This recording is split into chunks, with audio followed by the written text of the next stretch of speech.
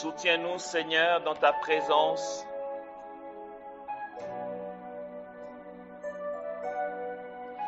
Que nos cœurs reviennent à la sagesse.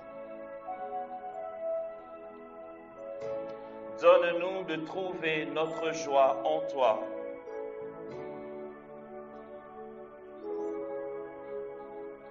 Dans tes préceptes, dans ta Torah.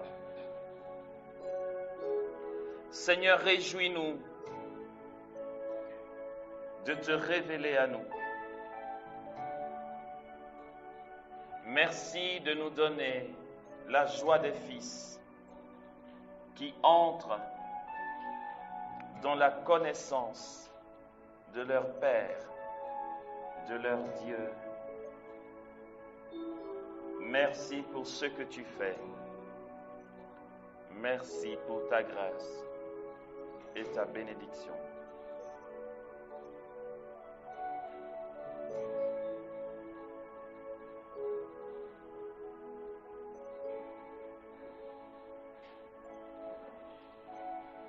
Au nom du Père et du Fils et du Saint-Esprit.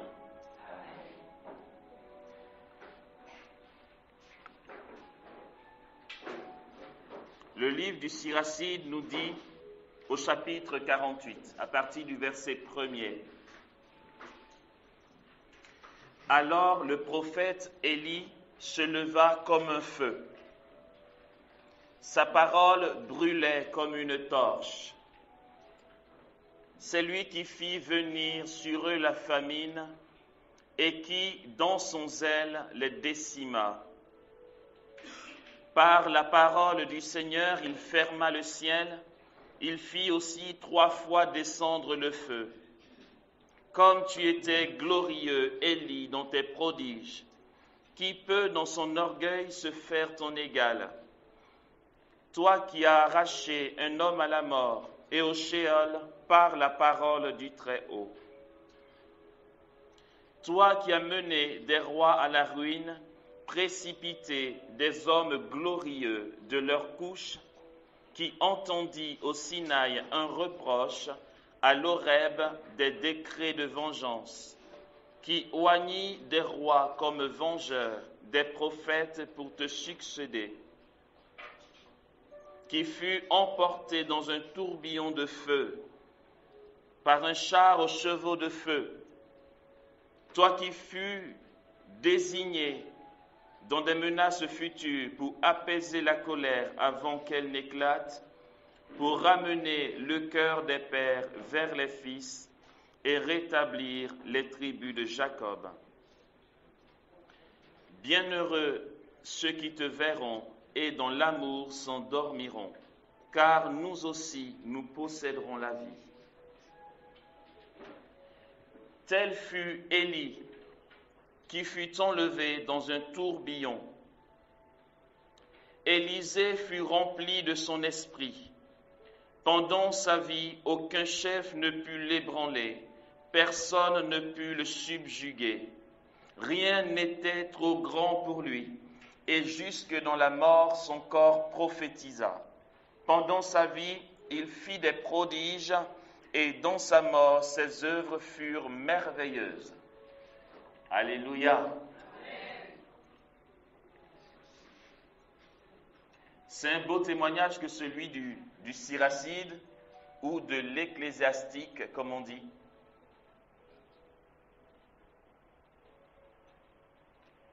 Que celui d'Élie,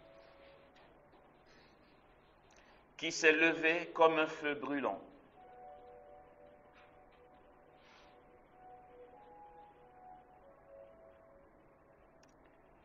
Ce parcours que nous avons, qui nous prépare, ou du moins qui nous arme, pour avoir un service selon le cœur de Dieu, un service puissant, ça va ensemble. Le service selon le cœur de Dieu est un service qui est plein de potentiel. Ça va ensemble.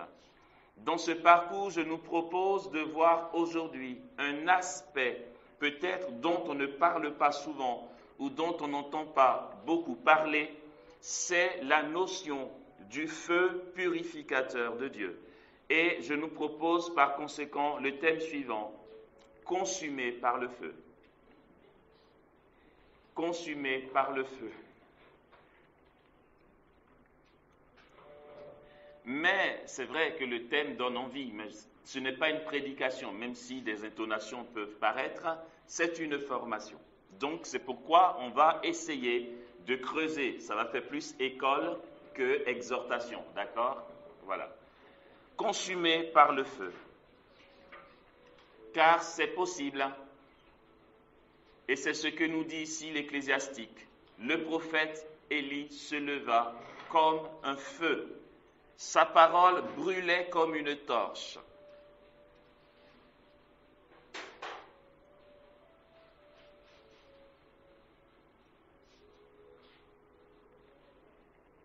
Le but, c'est que nous devenions de feu.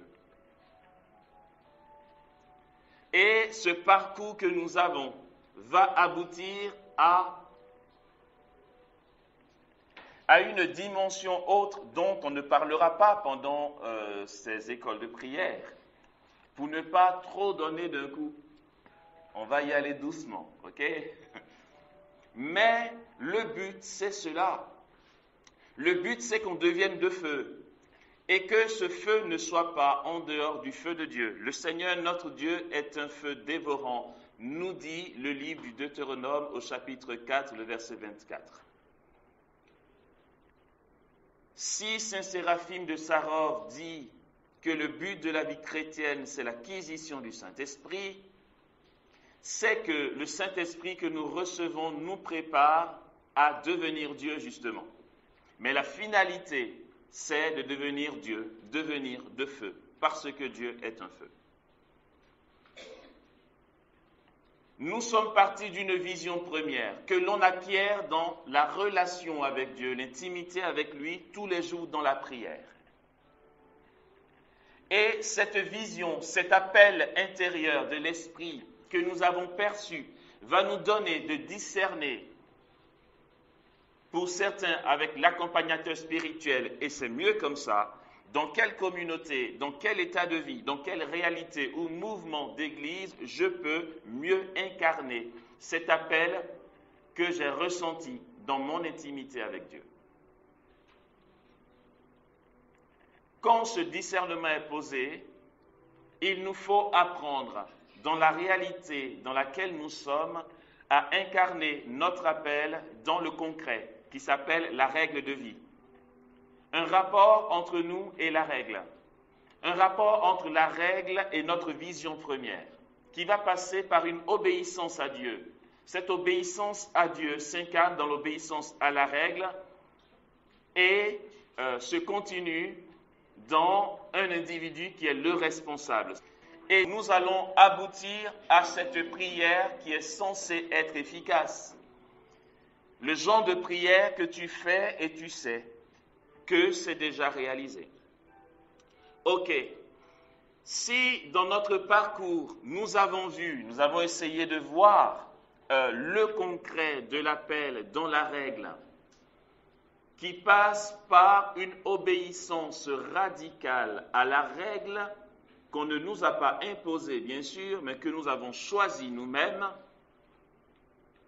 Cette règle que nous choisissons, nous la choisissons notamment dans les communautés au moment de nos engagements et dans les différentes étapes de croissance dans la communauté.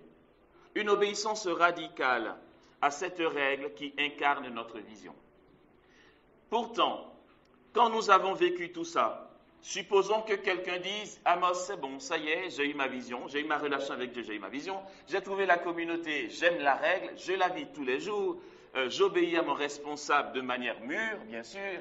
Maintenant, c'est quoi la suite? C'est la suite que nous allons voir. La suite, c'est quoi? C'est que si tu continues dans ce parcours d'obéissance à Dieu par la règle, si tu continues d'incarner la vision première dans le quotidien, tu deviens brûlant.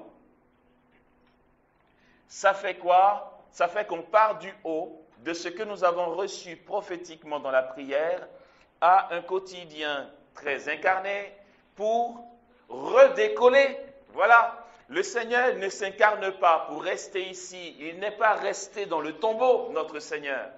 Il s'est incarné, il a pris chair de Marie, il a vécu notre vie.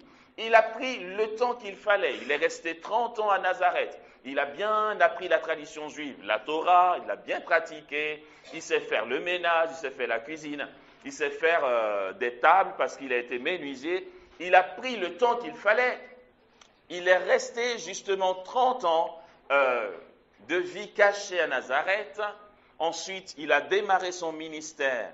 Nous allons comprendre comment ce temps de préparation du Christ, 30 ans à Nazareth,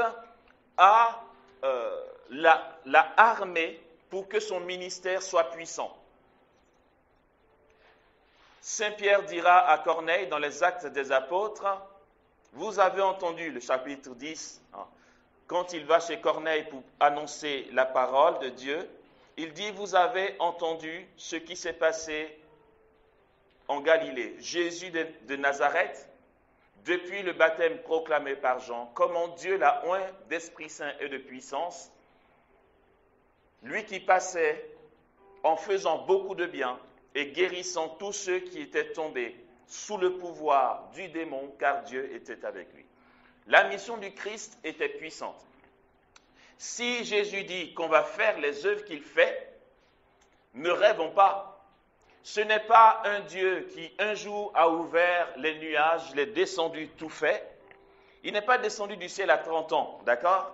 Il n'est pas descendu tout fait, à exercer un ministère puissant, au point qu'on se dise, est-ce que vraiment on peut faire les œuvres qu'il fait? Lui, il est Dieu, il vient d'en haut. Non, il est passé par où tu passes, tu vois. Certains ici n'ont même pas encore l'âge de Jésus. Donc ne vous dites pas, mais pourquoi c'est lent à venir? Comment Jésus dit qu'on va faire les œuvres qu'il fait, mais pourtant j'ai tout fait, ça ne vient pas encore. On ne peut pas sauter les étapes, on ne peut pas zapper les étapes. D'accord? Lui qui est le Christ, il a pris chair de Marie, il est resté 30 ans dans une vie cachée. Et il a commencé son ministère à 30 ans, son ministère a duré 3 ans. 30 ans de préparation pour 3 ans de ministère. Mais c'est pourquoi les 3 ans ont été une bombe atomique. Voilà, ça ne se passe pas comme ça du jour au lendemain. Et si Dieu permet que notre appel s'incarne donc dans le quotidien de la vie communautaire, fraternelle, ecclésiale, c'est pour nous préparer, frères et sœurs. Tout ce que nous allons souffrir dans la règle, tout ce que nous allons souffrir au quotidien, qui dans l'apparence ne donne rien, qui nous donne même souvent de penser que la vision première n'existe plus, parce que nous sommes tellement dans le concret, nous prépare à quelque chose. Lorsque nous avons eu ici l'enregistrement de l'émission à l'école de Jésus, juste en bas, je racontais à ceux qui étaient là que quand je suis rentré à la communauté des béatitudes, on m'a dit, si tu es prophète dans ton groupe de prière, si on te connaît comme un homme de feu, si on sait que tu prêches bien, nous, on s'en fout, tu vois. Tu vas te taire, et puis ce que Dieu attend de toi maintenant, c'est que tu vas prendre la machette, et puis ton ministère, c'est de couper l'herbe tous les jours pour que le parc soit super beau et nickel. Et pour ceux qui connaissent le sanctuaire Notre-Dame de la Délivrance, vous voyez un peu l'espace. Dans les années 97 jusqu'à 99, celui qui entretenait la pelouse, c'était moi. Si vous cherchez qui travaillait comme ça, c'était moi. Voilà. J'avais la machette, ce n'était pas une tondeuse. La tondeuse est arrivée après, au bout de la 2e année. Pendant 2 ans, j'avais la machette, j'avais des ampoules. Et hop, je fouettais l'herbe. Pendant 2 ans, de 9h à midi, de 15h à 17h30, tous les jours. On a envie de dire, mais ce n'est pas ça que Dieu veut. Dieu, il est puissant. Quand il prêche, il y a des foules qui tombent dans le repos du Saint-Esprit, des guérisons extraordinaires. Ce n'est pas ce qu'on veut. Non, mais c'est un temps de préparation. Et les miracles de Jésus, c'est bien qu'on l'entende et qu'on le sache, d'accord? Les miracles que Jésus opère, il ne les opère pas parce qu'il est le Verbe éternel. Si on pense ça, on se dit, ce n'est pas à notre portée. Ce n'est pas possible. Ah, est-ce qu'il ne nous fait pas une blague quand il dit, vous ferez les œuvres que je fais? Non, il ne fait pas une blague. Il a vécu ta vie, tu vois. Il est né aussi comme toi. Il a eu un quartier, Mais il n'a pas fait 15 ans, il n'a pas fait 18 ans, même pas 20 ans. Il est resté 30 ans pour connaître la vie que tu connais. Tout son ministère, tout ce qui s'est déployé dans son ministère, s'est préparé dans cette vie quotidienne que tu connais toi aussi. C'est de là que vient la puissance. Ça ne vient pas d'ailleurs. Ne te dis pas, ouais, c'est une histoire de la faveur du Père pour le Verbe éternel. Il est vrai Dieu et vrai homme. Donc c'est tout à fait normal qu'il impose les mains aux malades, ils guérissent, et que les aveugles voient. Non, ça ne marche pas comme ça. Jésus a vécu de la plénitude du Saint-Esprit en tant qu'homme. Il aurait été Dieu, il n'aurait pas eu besoin de baptême aussi, vous savez. Il n'aurait pas été au désert pour être préparé, il n'aurait pas vécu tout ça. Il était vrai Dieu et vrai homme. Toute sa passion, il a vécu en tant que vrai homme. C'est pour ça qu'il a été angoissé, il a transpiré, il a souffert à Gethsémani. Tout son ministère public, il a vécu en tant qu'homme. En fait, il a pris notre chair et il nous a dit, coucou, regardez, de quoi est capable votre chair. Votre chair se prépare dans ce quotidien pendant 30 ans. Et puis une fois investie, préparée par Dieu, la chair humaine devient capace dei, d'accord? Capable de Dieu, capable d'habiter Dieu, de recevoir Dieu et la puissance du Saint-Esprit.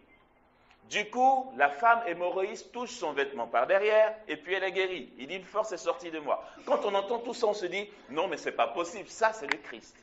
Nous, on a notre part, d'accord? Nous, c'est les petites choses qui décollent jamais, voilà. Mais c'est normal parce que nous sommes des êtres humains. Lui aussi, il était humain. Et il a vécu tout ça en tant qu'homme. La préparation pour devenir de feu, frères et sœurs. Ce que nous allons vivre va prendre le temps que ça va prendre.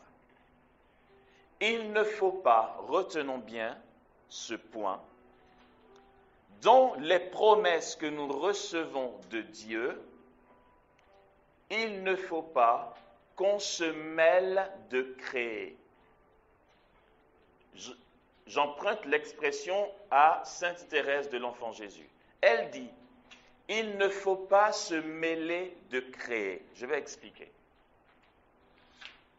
Dans ma vision première, supposons que Jésus dise dans notre cœur à cœur, notre prière et tout, que le Seigneur me mette à cœur. Écoute, j'aimerais bien que tu sois le secrétaire de la direction diocésaine des œuvres. D'accord. C'est là-dedans que je vais me sanctifier. Avant de l'être, il va avoir tout un tas de préparations. Je dis n'importe quoi, hein. C'est pour éviter de dire un grand prophète, machin.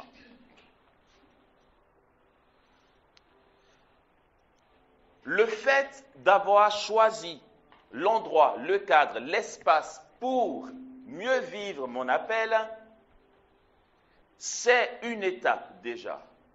Ne nous disons pas, Amos nous a dit qu'il nous fallait un cadre, discerner le cadre et voir quelle règle de vie correspond à notre appel. Ok, c'est bon, j'y suis, mais pourquoi ça tarde tant? Ça fait 1 an que je suis dans cette règle. Ça fait 2 ans que j'y suis. Ça fait 3 ans que je n'en peux plus. Ça fait 4 ans que je me meurs. Où est cette vision?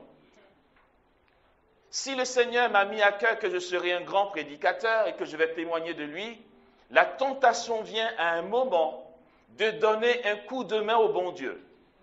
Lui dire, Seigneur, ta promesse, tu sais quoi, tu penses qu'elle va vraiment se réaliser? Si je ne fais pas quelque chose, ça n'arrivera pas. Alors je vais tout faire pour aller voir le responsable pour dire, mais pourquoi quand il y a les missions, ce n'est pas moi que tu envoies? Je vais créer des occasions pour qu'enfin se réalise la promesse de Dieu pour ma vie. Mais Dieu n'a pas demandé que tu lui donnes un coup de main. C'est Dieu qui crée la réalisation de la promesse. Voilà pourquoi on dit, il ne faut pas se mêler de créer. Ne prends pas la place du bon Dieu, ne cherche pas à lui donner un coup de main. Et c'est ce que Sarah a essayé de faire. Elle a dit à Abraham, Dieu t'a promis un fils, mais à mon avis, je vais dire ça autrement, à mon avis, c'est pas par moi, d'accord? Parce que je ne peux plus enfanter. On n'a qu'à lui donner un coup de main. Je suis en train de paraphraser. Donnons-lui un coup de main. Parce que comment tu veux avoir un fils si tu n'as que moi comme épouse? Dieu ne pourra pas réaliser sa promesse. Tu n'as qu'à aller avec ma servante. Elle est féconde. On veut donner un coup de main au bon Dieu parce que la promesse semble durer. Et Sarah s'inquiète. Et elle se dit, Dieu est faible. Le pauvre, comment il va faire si je ne lui donne pas un coup de main? Elle dit franchement, Dieu serait déçu de nous. Et puis, le pauvre, qu'est-ce qu'il va souffrir si sa promesse ne se réalise pas? Aidons-le. Parce que sinon, il va dire, j'ai prophétisé sur la vie de ma créature, lui qui est Dieu, et ça ne s'est pas fait. Oh, le pauvre bon Dieu. Donc, va avec ma servante. Et on sait les catastrophes que ça donne. Et puis, on est des humains. Elle lui dit, écoute, j'aime pas ça. J'aime bien qu'on me respecte, moi. Je suis la maîtresse de maison. Depuis que tu as été avec ma servante, elle ne se sent plus, tu vois, elle ne me respecte plus. Donc, je vais te demander de la faire dégager parce que jusque-là, c'est moi la maîtresse de maison. Voici ce que ça provoque quand on veut se mêler de créer. Des discordes, il n'y a plus de paix. Et puis, le pauvre Abraham qui est si doux, il est embêté. Il se dit, mais porte quand même mon enfant, quoi, c'est bon. Sarah dit, non, elle dégage. Et puis, lui, il est au milieu. Et puis, c'est compliqué de vouloir aider Dieu. Ben oui, il ne t'a pas demandé de l'aider. Quand Dieu parle, il le fait. Dieu dit, Abraham, la descendance dont je t'ai parlé viendra d'un fils conçu en Sarah. Qu'est-ce que tu fous? Je t'ai dit que je passerai l'année prochaine et Sarah aura un fils. C'est quoi ton problème? Tu stresses pourquoi? Écoute Fred, je t'ai mis à cœur dans notre relation intime dans la prière que tu deviendras un prédicateur de renommée, non pas internationale, cosmologique, on dit ça comme ça? Machin truc.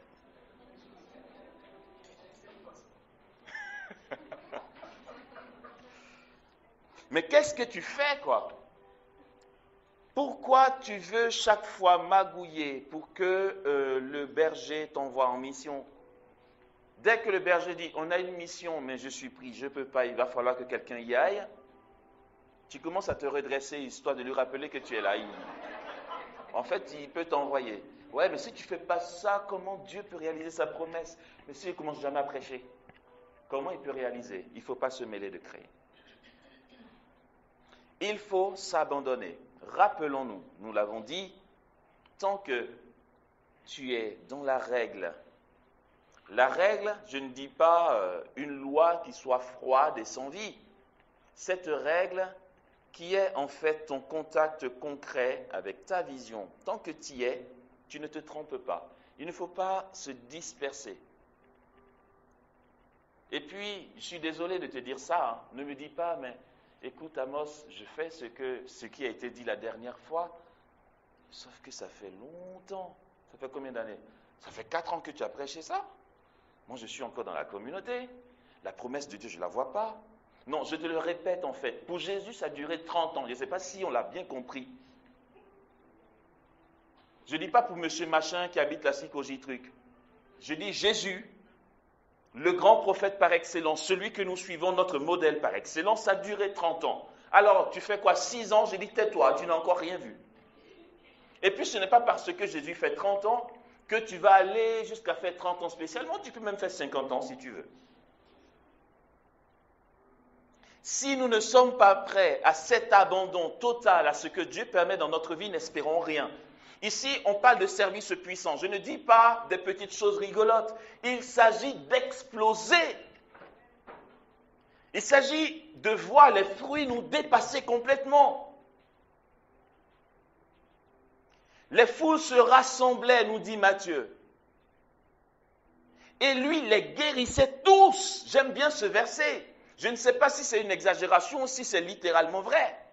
Mais c'est énorme. Lui, les guérissait tous. Ce n'est pas une petite mission sans éclat que Dieu veut pour nous. Ce n'est pas un service ecclésial sans saveur qu'il veut pour nous. Jésus dit, celui qui croit en moi fera les œuvres que je fais. Il en fera même de plus grandes. Oui, c'est sa parole.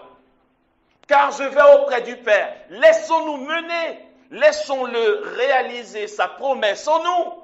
Arrêtons de récriminer et de crier que ça fait mal et que la patience est insupportable.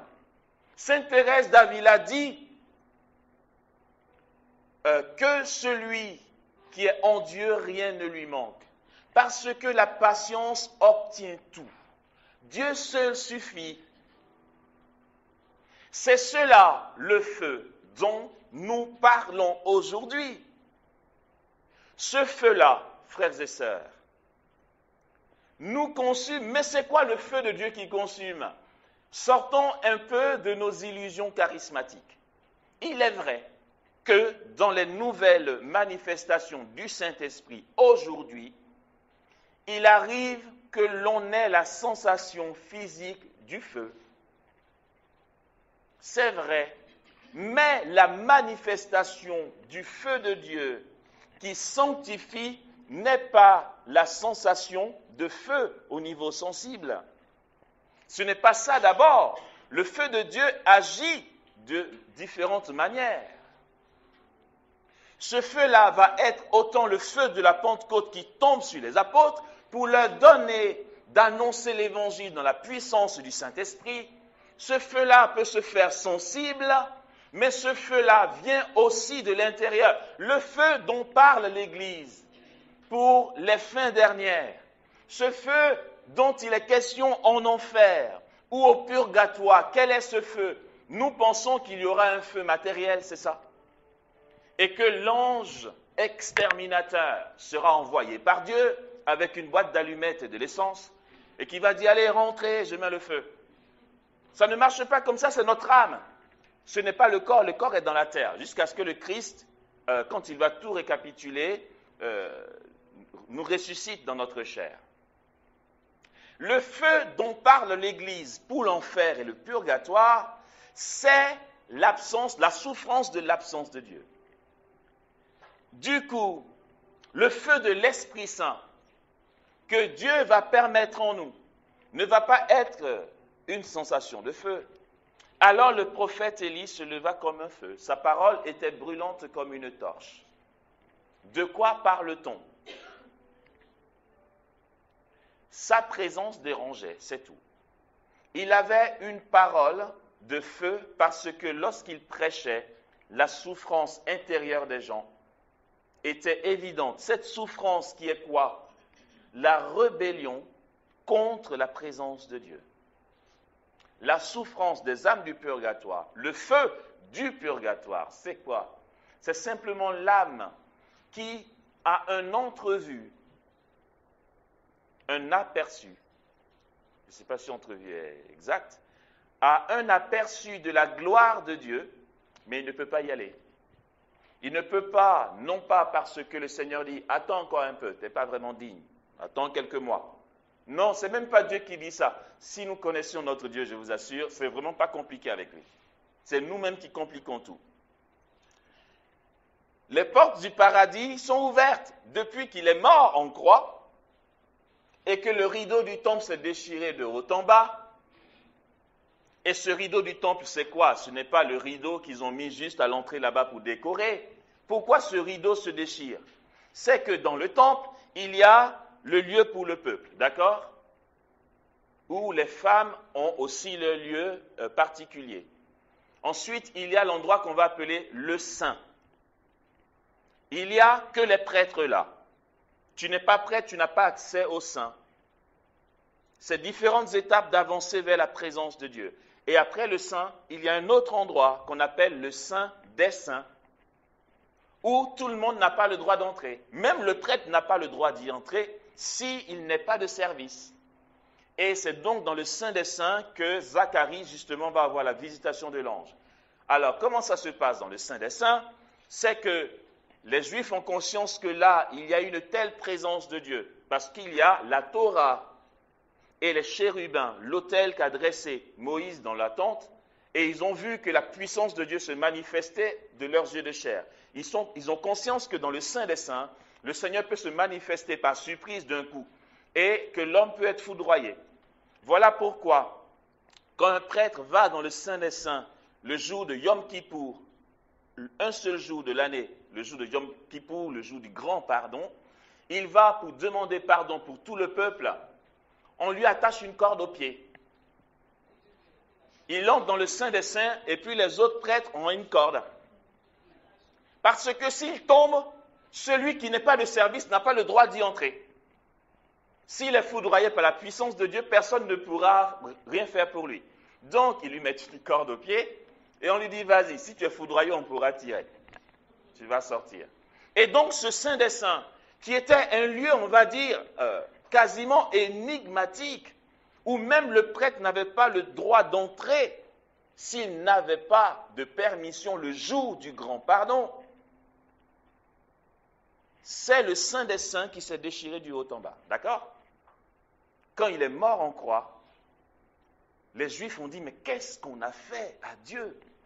Qu'est-ce qu'on a fait? Mais qui était-il, celui qu'on a mis en croix? C'est que le lieu le plus sacré du temple qu'il protégeait depuis de longs siècles était comme profané en fait. Parce que le rideau s'est déchiré. Et là, désormais, tout le monde peut aller dans le Saint des Saints. Quel terrain pour les Juifs! Quand il est mort et qu'il a rendu l'âme, voici ce qui s'est passé. Bon, c'était la petite parenthèse dans le feu, d'accord? Et donc, depuis que ce Saint des Saints est déchiré, le royaume des cieux, les portes du royaume sont ouvertes. Ne nous trompons pas. Le paradis, je vais vous dire comment ça marche. Si toutefois vous êtes inquiet de si vous allez y aller ou pas. Comment ça marche? C'est une bonne nouvelle. La bonne nouvelle, c'est quoi?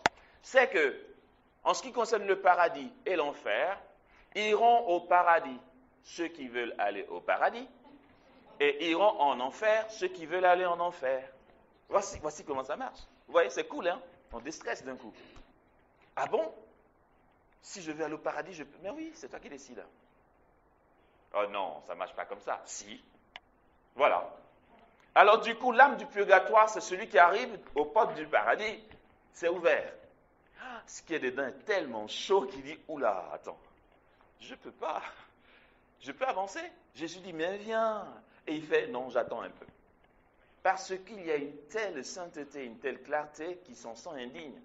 C'est son choix à lui.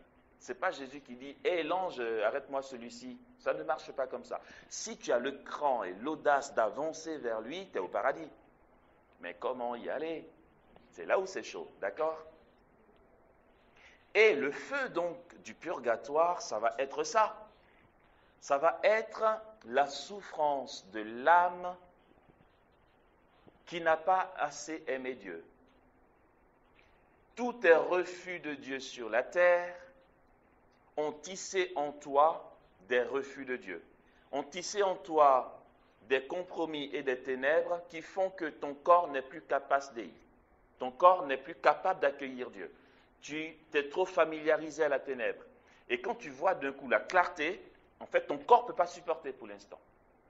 Et puis, dans l'amour de Dieu, ce qui est merveilleux, c'est que autant en toi, il y a un tel refus de Dieu, autant aux portes du paradis, quand tu vois et que tu ne peux pas avancer, tu souffres pourquoi? Tu souffres de ne pas pouvoir aller à Dieu. Vous voyez comment l'amour de Dieu est merveilleux, c'est que sur la terre, tu le refuses, et là-haut, tu souffres de ne pas assez l'aimer. Tu souffres de ne pas pouvoir parvenir à lui. Et cette souffrance d'un désir qui n'est pas assouvi te sanctifie, te purifie. En fait, ça te purifie de tous tes refus de lui. Là, tu pleures de dire, Seigneur, j'ai faim de toi, j'ai soif de toi, mais je ne peux pas avancer. Et tant que tu n'y es pas, tu souffres parce qu'il te manque. Voilà le feu. Ce n'est pas un brasier, c'est ça le feu. Et c'est ce feu-là que nous sommes appelés à vivre ici. Autant dans ta règle, dans ton quotidien, qui dure de longues années. Et puis je pense que je n'ai pas assez exagéré. Tu sais quoi? Ce que tu vas vivre dans le temps de préparation peut durer même 95 ans si tu veux. On est dans une quête d'immédiateté, une soif. Pourquoi? Parce qu'on est plein d'orgueil. On veut se faire voir. On veut que les gens disent ci et ça de nous. Donc, on veut magouiller pour avoir une renommée et se jeter tout de suite en mission et en prédication. Mais quand ce n'est pas l'heure, tu fais de l'à peu près. Il ne s'agit même pas de prêcher ou d'avoir un service. Pourtant, si tu l'as reçu au lieu ressource dont on a parlé, ça viendra forcément. Mais ta communion avec Dieu dans le quotidien, ta pratique de la règle, te sanctifie en même temps et te donne la maturité d'attendre. Le pire des scénarios, c'est celui qui n'a aucune intimité avec Dieu, qui n'a rien entendu, qui n'a aucune vision, mais qui s'assoit et qui prend un bic et une feuille, qui dit « Moi, voici ce que je veux vivre dans l'Église ». Ceux-là, on dit qu'ils font des œuvres pour Dieu, mais ils ne font pas l'œuvre de Dieu. Il y en a plein dans notre Église. Des gens qui bougent dans tous les sens, qui courent dans tous les sens, ils n'ont aucune vision. Ils se réalisent eux-mêmes. Ils font ça pour leur propre tronche, excusez-moi l'expression. Et là, c'est pire, parce qu'il n'y a rien que tu attends. Là, il ne s'agit même pas de dire, ne te mêle pas de créer, parce qu'il n'y a rien à créer. Tu n'as rien entendu, personne ne t'a envoyé. Ça, c'est pire. Tu n'as aucune vie avec Dieu, il n'y a aucun endroit où Jésus a fait naître en toi ce que tu dois faire, et tu cours dans tous les sens, tu passes là, et ensuite dans telle communauté, et ensuite dans telle fraternité, dans tel mouvement. Maintenant, je veux être président du conseil paroissial, mais le curé, il ne me plaît pas, et je cours ici. Et puis tu meurs fatigué, et puis il n'y a rien. Ça, c'est le pire des scénarios. Malheureusement, c'est à ça que nous assistons. Combien de personnes ne disent pas « Ah, moi, j'aimerais bien que tu pries pour moi, je veux savoir ce que j'ai à faire dans l'église. » Mais on s'en fout. Qui te dit qu'il faut que tu fasses quelque chose? Tu veux savoir? Va à la case départ et prends ton temps là-bas. Tu es pressé, tu es impatient de quoi? Tu veux prouver quoi à qui? Tu veux faire quoi et comment? C'est vrai, il y a des personnes qui m'ont dit coach-nous, sois notre père spirituel, sois notre accompagnateur, on aimerait que ça décolle. Mais quand je réfléchis un peu, que je vois déjà dans l'expression de leur demande, je ne dis rien. Parce que ces personnes-là ne supporteraient pas. Quelqu'un qui, je vous assure, quelqu'un qui vient me voir qui dit j'ai vraiment besoin que tu m'aides à décoller, il va vraiment falloir qu'il attache sa ceinture parce que ça va être douloureux. Tu me dis, aide-moi, j'aimerais prêcher comme toi. Bon, déjà, il faut qu'il y ait une prédication solide pour que tu veuilles faire comme. Je te dis, si tu veux prêcher plus tard, ce n'est pas moi qu'il te faut pour t'aider. Il faut d'abord que l'on sache à la case départ pourquoi tu es fait. Tu ne viens pas me plaquer un truc, apprends-moi à prêcher, ça ne marchera pas. Je n'apprends à personne à prêcher, je n'apprends à personne à avoir l'onction ou quoi que ce soit. Tu me dis, ouais, je veux, je ne sais pas quoi, être un super chantre, mais qui te dit que ça vient de la case départ? Si ça vient de la case départ, tu n'auras même pas à paniquer pour dire, je cherche quelqu'un pour me coacher. Ça ne marche pas comme ça. Je suis désolé de vous décourager dans vos élans, mais ça ne marche pas comme ça. Tu veux vraiment que ça décolle, il faut tout lâcher. Il faut se recevoir de Dieu. On ne dit pas, Jésus, tu me plais, j'ai réfléchi, je veux faire ça pour toi. Qu'est-ce qu'il en a à faire? Il te parle d'union à son cœur, tu lui parles d'apostolat devant son trône là. Tu cours dans tous les sens. Il te regarde et puis bon, voilà, sans plus quoi. J'espère, pour ceux qui sont en communauté ou dans une fraternité ou dans un mouvement, que votre choix vient de la case départ. Sinon, recommencez tout à zéro. Ah, je suis content de casser la baraque. Tout dépend de ce que l'on recherche. Je suis impatient, je veux... Non, quoi. Et puis, quand tu vas retourner à la case départ, Dieu va te dire, j'aimerais que tu entres dans tel monastère. Et puis là-bas, c'est pas un monastère charismatique. Oh, c'est mieux quand même d'aller dans une communauté qui est un peu charismatique. Il va te dire, je te veux chez les Chartreux. Tu sais, là-bas, quand tu rentres, on ne te voit jamais. On oublie même qu'ils existent. Ils sont dans une radicalité de vie. J'aime bien ce qui est marqué à la porte des Chartreux. Parce que pas mal de communautés ont été réformées, la règle a été revue en fonction de la société, du contexte pastoral. Les Chartreux, tu ne peux pas les toucher. Ils ont écrit devant, cette communauté n'a jamais été réformée parce qu'elle n'a jamais été déformée. Ah ben j'aime bien.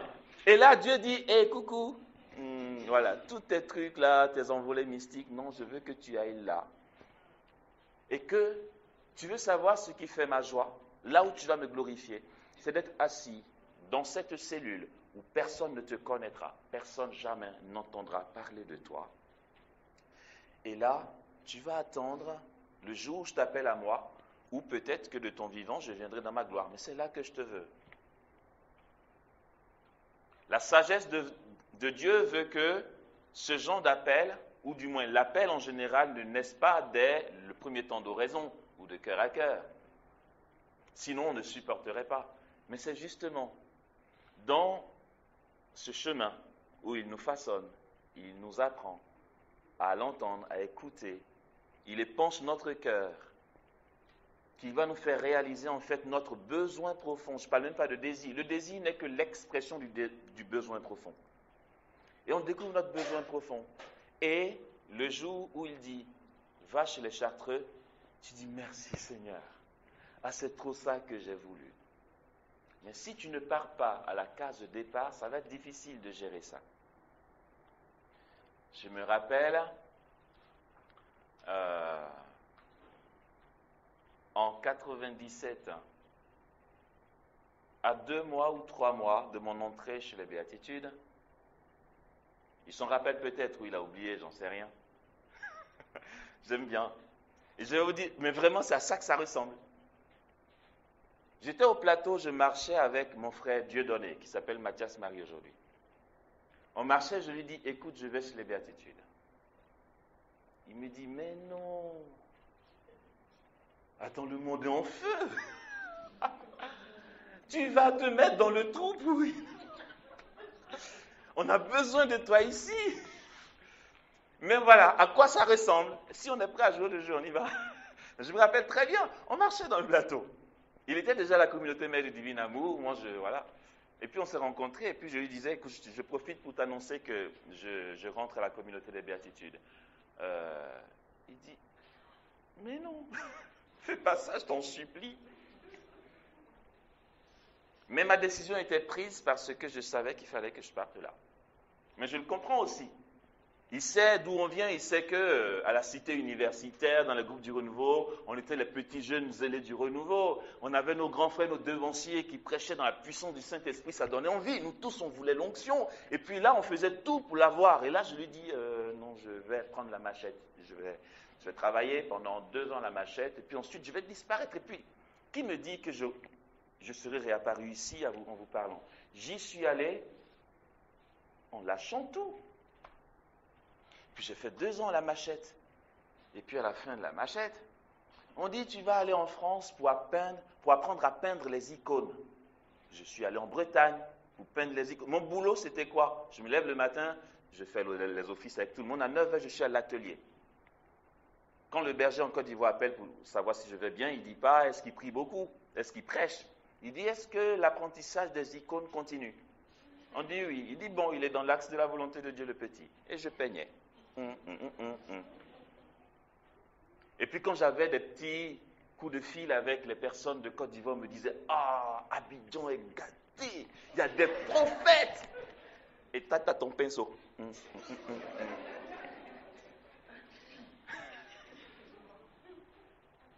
Ouais, le choix que tu poses, c'est pour toujours. Puis je peins.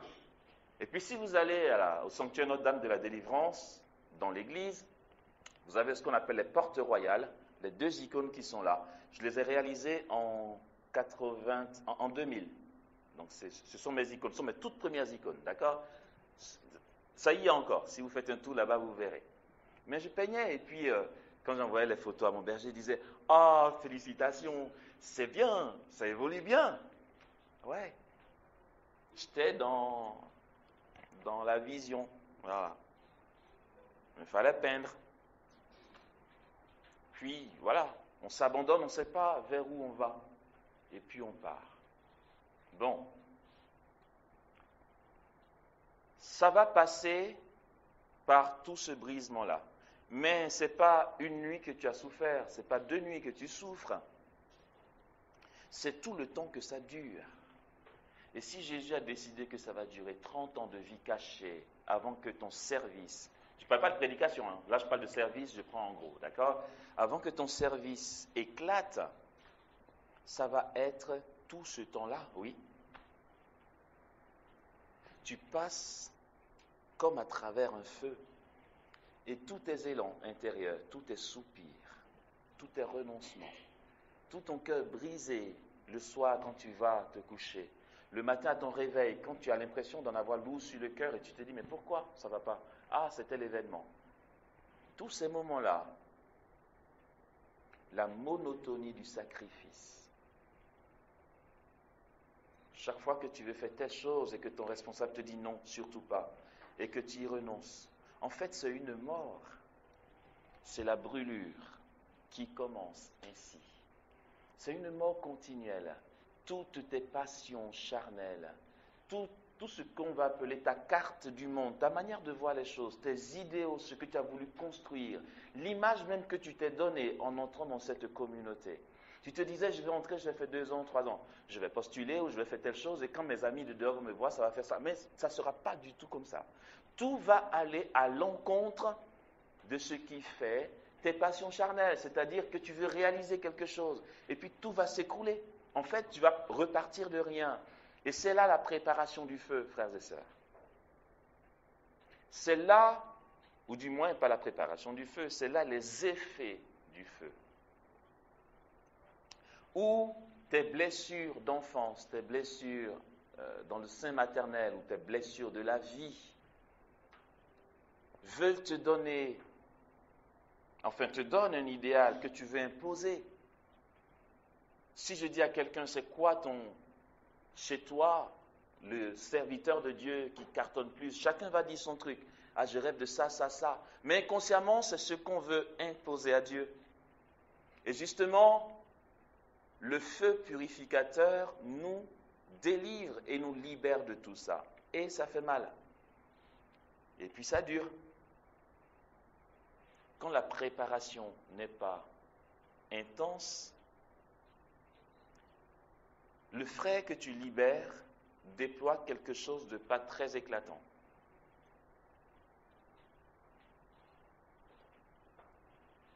Mais la préparation, c'est quoi?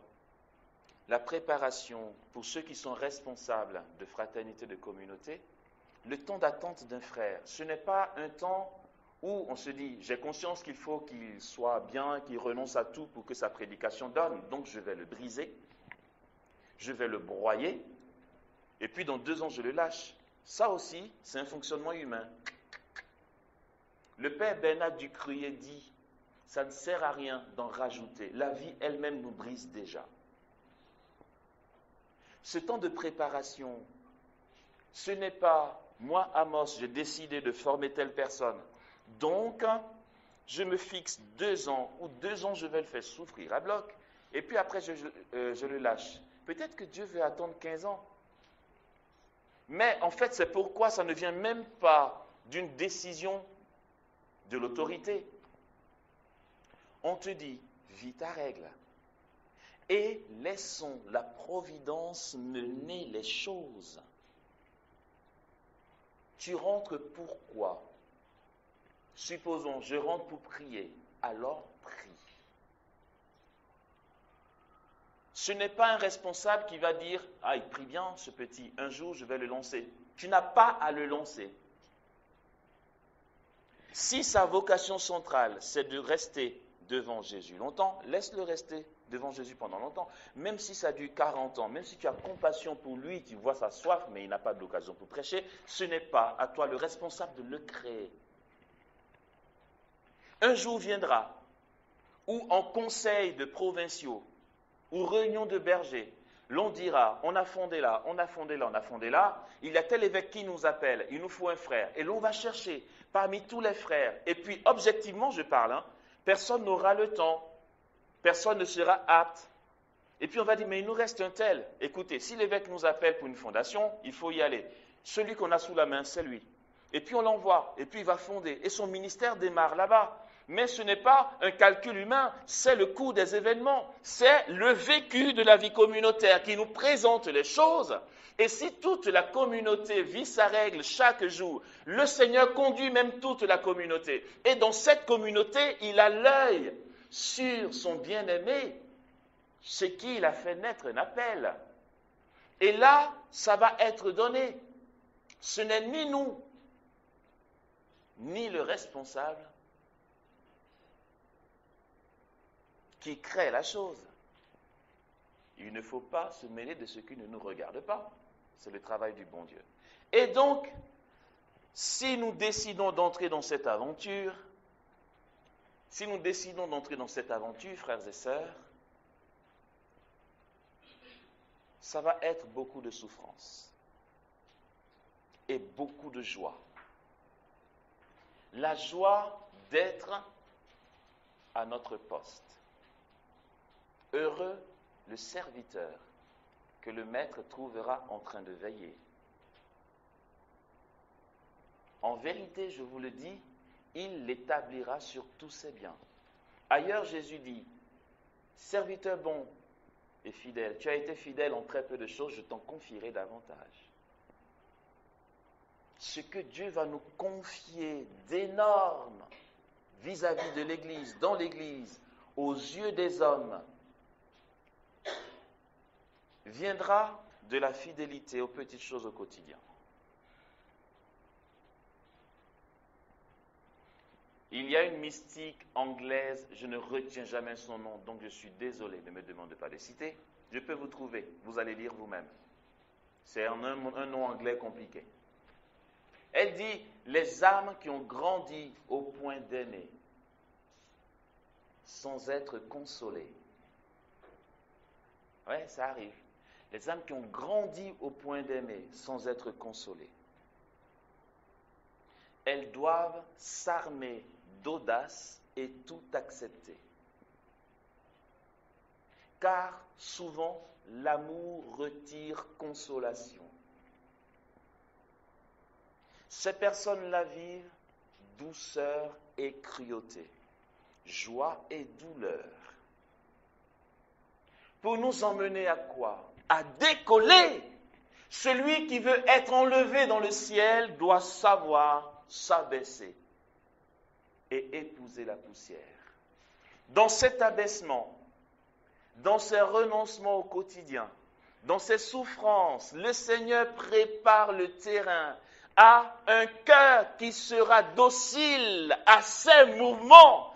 Le Seigneur prépare un cœur selon son cœur. Un cœur qui ne lutte pas avec ce qu'il envie, ce qu'il n'a pas envie. Un cœur capable d'être saisi par le mouvement et le souffle de l'esprit quand le service commencera. Parce que ce cœur serait libre de toutes les blessures, des idéaux, de notre inconscient qui nous joue des tours. Nos pseudo-appels qui sont en fait des réalisations de soi. Il cherche un cœur pauvre, docile, un cœur tout ouvert, qui va décoller. Et Saint Jean de la Croix dit ceci, tu peux grandir dans les charismes, voir opérer de grands miracles. Tu es dans un cœur à cœur hors pair avec Dieu. Tu lévites même, tu biloques et il va très loin. Il dit, le corbeau ou l'aigle qui a de grandes ailes et qui est capable de décoller, aller très haut parce que Dieu l'a armé de tout ça. Il dit, méfie-toi. Méfie-toi de ne pas conserver un seul instant un brin d'orgueil. Parce que autant l'aigle peut commencer à voler et voir qu'il prend de l'ampleur, autant il lui suffit juste un petit fil, même invisible, qui lui tienne la patte, que hop, il est bloqué dans son élan et il retombe par terre. Pourtant, il a tout le potentiel pour voler très haut. Mais ce n'est pas une corde que l'on va voir. Ce n'est pas quelque chose d'énorme. Il va garder juste un petit endroit d'orgueil en lui et son élan est freiné. Ce travail-là, le Seigneur veut que nous le réalisions et que nous nous laissions faire et que nous soyons les plus dociles possibles et au millimètre près dans les plus petits détails de nos cœurs que personne ne voit, nos pensées, tous ces soupirs que nous avons parce que nous avons le souvenir d'un événement qui nous crucifie, le souvenir d'un regard qui nous blesse, le souvenir d'un désir qui n'est pas assouvi. Et c'est dans notre cœur, et Dieu seul sait. Comme dit toujours cette mystique, en maints instants secrets, nous sommes blessés d'amour. Et cela fait notre quotidien. Et le Seigneur nous prépare. C'est pourquoi, après avoir, comme Jésus, vécu toute notre condition humaine, assumé tout, il peut nous inviter dans le paradis. Aussi, en te préparant, comme lui s'est préparé au moins pendant 30 ans, en te préparant, le Seigneur sait tes blessures. Et comme dit Ephraïm, là où est ta blessure, là aussi est ta rédemption. Ne crois pas que tes souffrances sont celles des autres. Le Seigneur te prépare. Et dans ce quotidien, tu vas justement être confronté aux situations qui t'insupportent dans tes blessures. Le Seigneur va aller enlever ce brin d'orgueil qui peut ralentir ton élan. Ça fait mal. C'est cela le feu purificateur de l'esprit. C'est cela être consumé, être embrasé.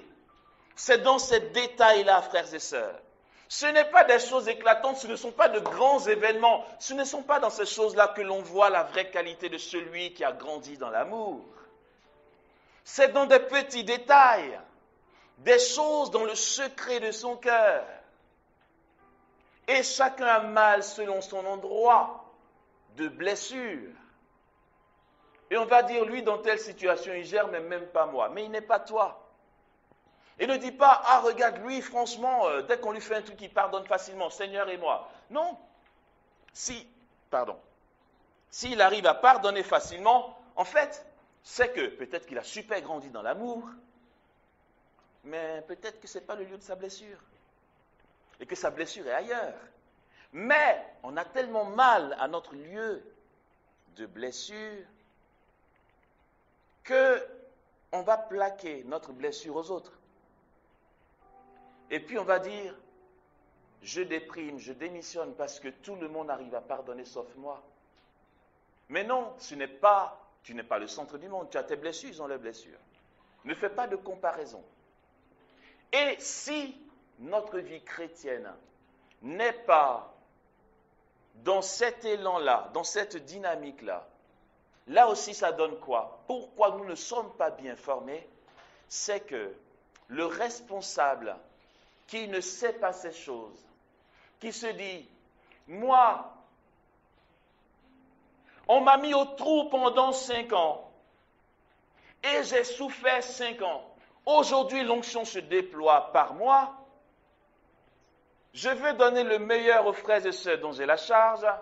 Pour que leur onction se déploie, je vais le mettre au trou pendant 5 ans. Mais non, toi tu as souffert au trou parce que c'était le lieu de ta blessure. Tu veux que tout le monde passe là où tu es passé. Mais non, ça ne va pas marcher, tu vois. Et tu fais des copier-coller, tu fais des gens qui te ressemblent. Mais sauf que ce qui se déploie en toi n'est pas la même chose qui se déploie en eux. Dieu t'a purifié en passant là, là et là, parce que c'est justement là le lieu de ta souffrance à toi.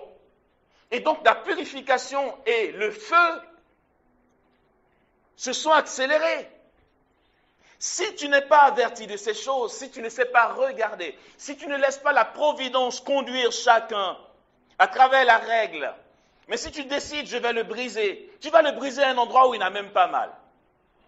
Et puis après 2 ans, tu vas dire vas-y. Et puis finalement, ça ne donne pas grand-chose. Et tu vas avoir l'illusion de croire que tu es le meilleur du monde. Non, tu ne l'as pas aidé. On n'a pas à se mêler de créer.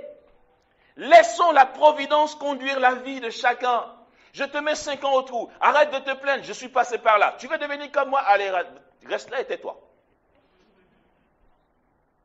Mais ce n'est même pas utile parce que Dieu a son plan sur sa vie à lui. Là où est ta blessure, là aussi est ta rédemption. Et l'on dit, moi je souffre de telle chose. C'est toujours moi qui dois balayer la salle à manger. Mais pourquoi le responsable te demande à toi de balayer la salle à manger? Parce que la providence permet. Dieu sait que balayer, ça t'humilie grave. Et puis il te dit de balayer. Sauf que tu dis, c'est toujours moi qui balaye la salle à manger. Les autres ne le font pas. Les autres ne le font pas parce que ce n'est pas le lieu de leur sanctification. Tu dis, c'est injuste. Reste tranquille. Ce que tu souffres, il le souffre aussi. C'est le balai qui te fait souffrir, lui, c'est la vaisselle. Et toi, tu vas dire, j'aurais préféré faire la vaisselle. Mais ce n'est pas le lieu de ta blessure. C'est comme ça que chacun a une place différente. Et nous, on n'arrête pas de faire des comparaisons qui nous pourrissent la vie. Chacun a sa souffrance, frères et sœurs. Respectons la vie des autres. Pierre va dire à Jésus, mais attends, et lui, qu'est-ce qu'il adviendra de lui? Saint Jean. On va l'appeler le disciple que Jésus aimait. Pierre doit se dire, mais si à moi il a confié les clés de l'Église, et lui donc, qui était le disciple qu'il aimait? Pierre est curieux, il veut faire une comparaison parce qu'il se sent indigne, il sait qu'il a trahi le maître, il a conscience de sa pauvreté. Malgré tout, Jésus ne change pas sa parole sur sa vie. Jésus ne dit pas, je t'ai confié les clés de l'Église, je voulais bâtir sur toi mon Église, mais vu que tu m'as renié 3 fois, je crois que j'ai réfléchi à nouveau, c'est plus toi. Non, il se rend compte que Jésus reste fidèle à sa parole. Jésus finit la conversation au bord du lac de Tibériade en disant, prends soin de mes brebis. Il se dit, ah ouais, je suis resté le boss quand même. Il dit, mais attends, malgré tout, je reste le boss. Mais et lui donc qui n'a jamais trahi le maître, qui est resté, alors que tout le monde avait disparu, est resté au pied de la croix. Ah, franchement, sa promesse doit être énorme. Pierre fait son curieux. Mais Seigneur et lui, qu'est-ce qu'il va devenir? Jésus dit, si je veux qu'il reste en vie jusqu'à ce que je vienne, que t'importe? Toi, fais ce que tu as à faire. Allez, go.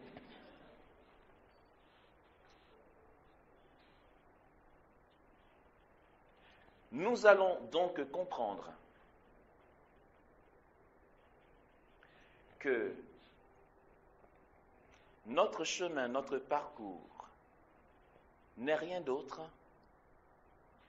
que la réalité de la vision première. Je redis ça autrement. Quand Dieu nous a appelés, quand nous avons eu une vision, ou par exemple, je me suis vu en train de prêcher une retraite au Saint-Père, ah, ce serait trop bien. J'avais vu que je parlais avec onction, que c'était puissant. J'avais vu que l'Esprit agissait. J'avais vu que j'avais une science incroyable, une intelligence hors pair. Ça, c'est dans la vision première. Et puis, ce que je vais voir, c'est que quand je démarre ce que j'ai vu, il y a une différence. La vision première est une vision qui dit la réalité de ton accomplissement. Mais là, tu n'es pas encore accompli, là.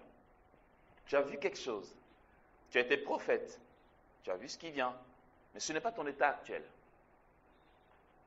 Cet état-là que tu as vu, un homme qui prêche une retraite au pape, qui est plein de sagesse, d'intelligence, et puis le pape semblait l'écouter avec avidité.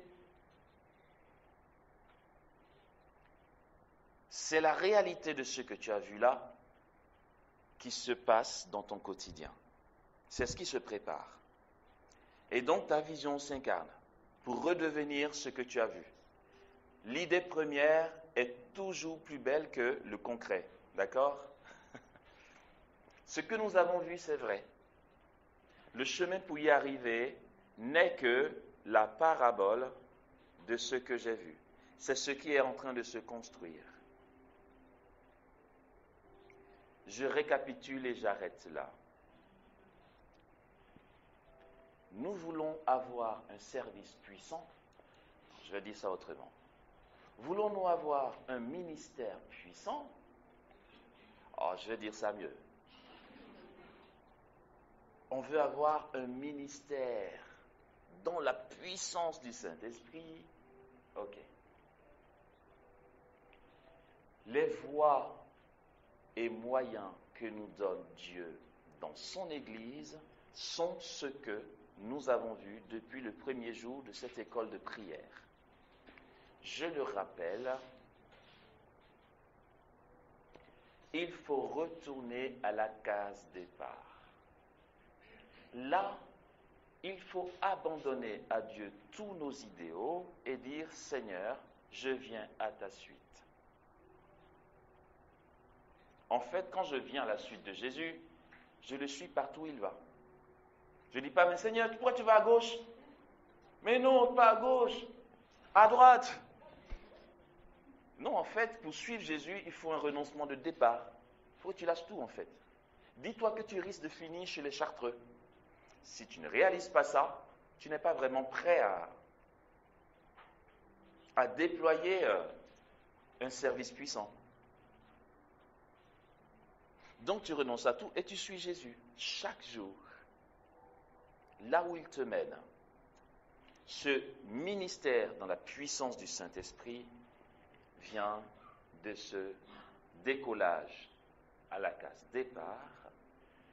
La vision que Dieu va nous donner dans notre relation avec lui, notre cœur à cœur, va prendre le temps que ça va prendre. En fait, là, on comprendra qu'il s'agit d'un abandon total. Certains ont été gâtés par la vie. Ils ont eu des parents qui les ont bien entourés. Ils ont beaucoup moins de blessures que d'autres. Ils sont beaucoup moins révoltés de la vie que d'autres. Celui qui a un cœur relativement prêt et docile ira plus vite. Il va recevoir sa vision assez vite. Ne va pas dire, il a fait une année d'oraison mentale et puis finalement, il sait où il va. Moi, ça fait 5 ans que je fais. Pourquoi, Amos, Dieu ne m'a toujours pas dit? L'abandon. Jésus sait combien tu es révolté, comment tu es blessé, combien tu es dur d'oreille, combien tu es têtu. Il fait son travail. Et puis, tant que tu compares, tu n'es pas dans l'amour. Tu es avec ton chéri, tu n'arrêtes pas de dire, mais regarde le chéri de ma copine, il lui donne ça tout le temps. Et puis toi, tu ne me donnes jamais ça. Tu veux te réaliser, en fait, tu as un chéri pour te réaliser. Pour que ta copine dise, ah, ton chéri est super. Donc tu veux que ton chéri soit à l'image de ce que tu veux présenter. Ce n'est pas l'amour, ça. Tant que nous comparons, on n'est pas dans l'amour. Case départ. Et là-bas, restons avec Jésus. Que toute notre joie soit d'abord et avant tout l'union à Jésus. N'est-ce pas ce que nous dit l'Évangile? Cherchez d'abord le royaume des cieux et sa justice, et tout le reste vous sera donné de surcroît. Quand on a compris ça, dans ce cœur à cœur, cet amour, Jésus va faire naître en nous une vision, un appel. Notre cœur, de toute façon, c'est l'évidence du cœur à cœur. Le cœur va basculer vers un service qui ferait plaisir à Jésus et il va nous y appeler. Sa volonté deviendra la nôtre. Nous allons incarner cet appel dans un lieu qu'on va chercher en se disant où est-ce que je peux mieux incarner ça? Ah, ici, j'y vais parce que la règle de vie correspond à ce que j'ai reçu de Jésus. Dans cette règle de vie, je vais trouver ma joie au quotidien car je serai dans l'axe de ce vers quoi je vais. Le temps que ça va durer, l'incarnation de notre vision première n'appartient qu'à Dieu seul. Ne nous mêlons pas de créer en essayant de tricher pour que ça aille vite, ça ne va pas aller plus vite. On va faire que des catastrophes. Ça va durer le temps qu'il faut. Et plus tu renonces à ton impatience, plus tu t'abandonnes, et plus vite ça va. Si vous voulez savoir comment ça marche, c'est comme ça. Plus tu te laisses faire, et plus ça va. Jusqu'à ce que tu parviennes à un moment où c'est l'heure pour toi de rendre ton service, de servir tes frères, de servir tes sœurs, et là tu es accompli. Ce temps de préparation est le temps qui nous permet d'accumuler le maximum de grâce qui va faire dire plus tard, waouh, il est de feu. Parce que le Seigneur aura pris le temps d'enlever ou de diminuer le plus possible la masse d'orgueil qui pourrait t'empêcher d'aller plus loin dans ton envol. Amen.